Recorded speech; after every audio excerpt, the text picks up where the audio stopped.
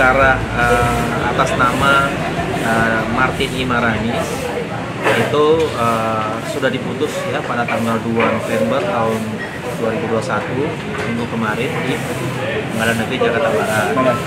Dan putusan Majelis Hakim menyatakan pertama bahwa dakwaan pertama 378 dan dakwaan kedua 372 itu dinyatakan bahwa perbuatan yang didakwakan terhadap saudara Martin Maranis itu bukan perbuatan pidana, maka putusannya adalah onslah.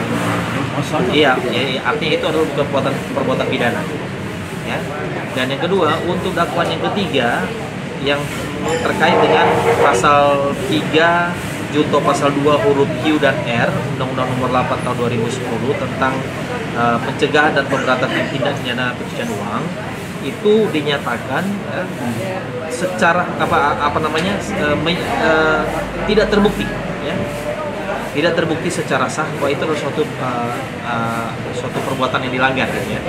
Jadi perbuatan yang dituduhkan atau yang didakwakan terhadap Martin Maranis itu tidak terbukti melanggar pasal 3 junto pasal 2 huruf Q dan R Undang-Undang Nomor 8 Tahun 2010 tentang pencegahan dan pemberantasan tindak pidana pencucian uang.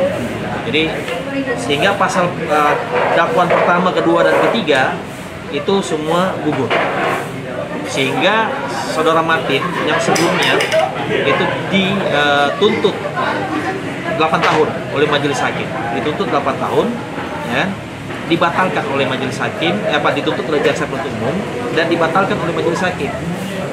Tidak terbukti dakwaannya, sehingga dinyatakan Martin itu harus dibebaskan karena Martin sudah sempat ditahan tuh 9 bulan di Polda Metro Jaya. Dan hakim memerintahkan untuk segera membebaskan saudara Martin karena tidak terbukti bersalah, ya, karena perbuatan yang dituduhkan terhadap Martin itu bukan suatu tindak pidana dan bahkan tidak melanggar tentang undang-undang pencucian uang tadi.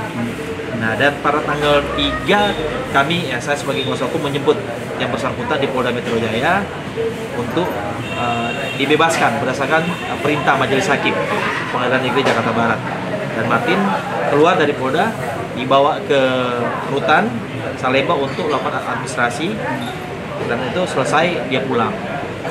Jadi hari ini kami kuasa hukum dari saudara Martin, ya, dan juga dari Ibu Yulia Praimnitias, ya, kami datang menjemput, ya, saudara Martin hari ini dibebaskan, ya, dibebaskan dari masa tahanan selama 9 bulan, ya, 9 bulan, ya, kurang lebih 9 bulan berdasarkan putusan Pengadilan Negeri Jakarta Barat, ya, putusan pada tanggal 2 November, ya, 2021 semalam, ya, di mana terdakwa, ya, Martin itu dituntut, ya, oleh jaksa penuntut umum 8 tahun penjara.